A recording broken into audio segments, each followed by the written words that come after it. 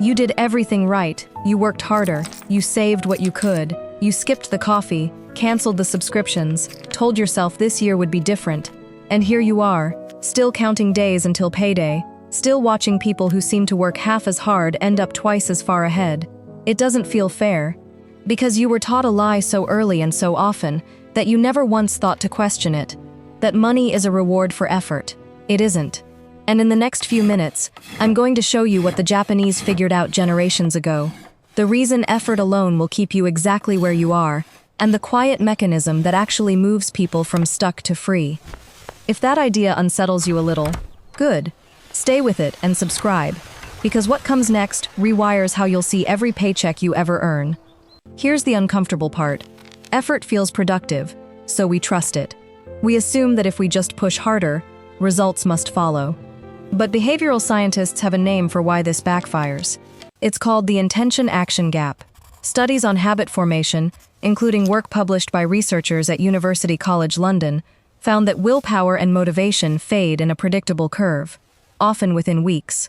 Effort is a battery. It drains. And when it drains, you don't just stop. You snap back to whatever you were before. That's why the "I'll save aggressively this month" plan almost always dies by week 3. You didn't lack discipline. You were running on a system designed to fail. Now watch what the Japanese do instead, because it looks almost too small to matter, and that's exactly why it works. There's a philosophy in Japan called Kaizen. Kai meaning change, Zen meaning good. Change for the better, but through steps so tiny they feel almost embarrassing. Not save $500 this month.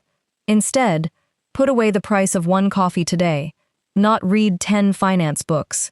Instead, read one page before bed. It sounds laughably weak. And here's the twist most people never hear. That weakness is the entire point. Because here's what happens in your brain when a task is small enough.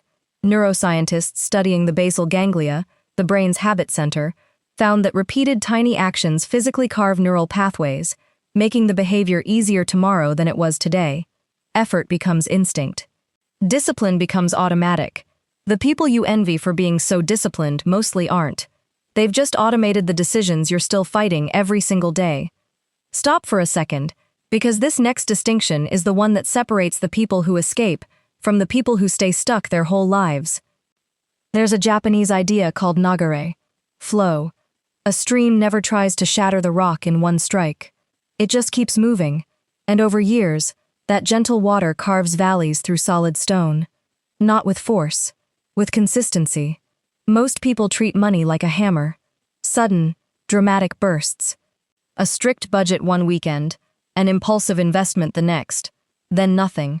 Behavioral consistency research shows the brain trusts a small action repeated daily far more than a huge action done once. A habit performed every day becomes part of your identity. A habit performed once stays nothing but a good intention you'll feel guilty about later. And if you've felt that guilt, that quiet, "why can't I just stick to anything?" drop the word flow in the comments, because naming the pattern is the first step to breaking it. Now here's where it gets strange, because the next principle sounds like it has nothing to do with money at all. In Japan, there's a concept called Shokunin, the spirit of the craftsman. A swordsmith doesn't rush to the fire. First he cleans the anvil. He sharpens his tools. To an outsider it looks like wasted time. No sword has been made. But he understands something we forget. The quality of tomorrow depends entirely on how you prepared today. Most people chase bigger opportunities while doing nothing to become the kind of person an opportunity would actually pay. They want the promotion without the skill. They want luck, but luck is useless in unprepared hands. Psychologists call the antidote self-efficacy, the growing belief that your actions can create real results. Every small skill you build, every problem you solve, quietly raises your ceiling. And here's the quiet secret of wealth. Your income rarely grows past your ability for long.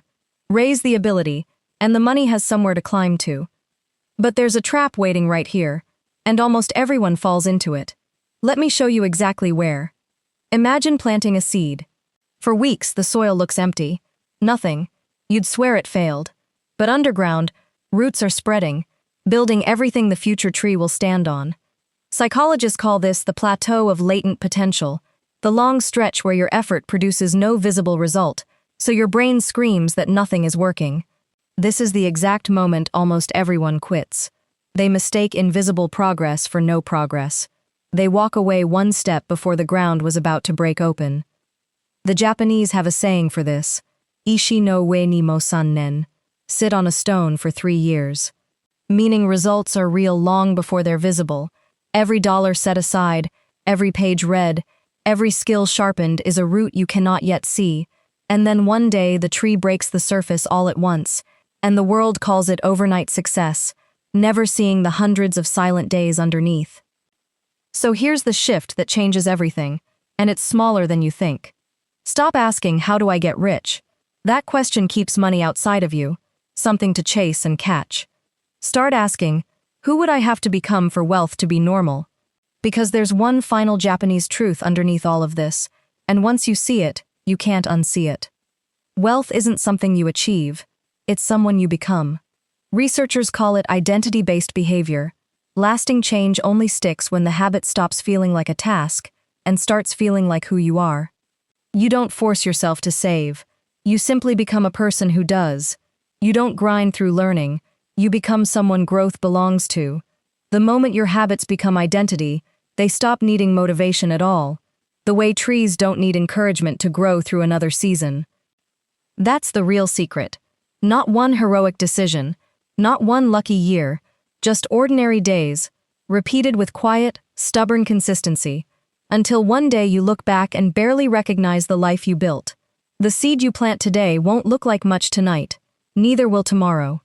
But one better choice becomes one better week, one week becomes 1 year, and 1 year becomes a completely different life.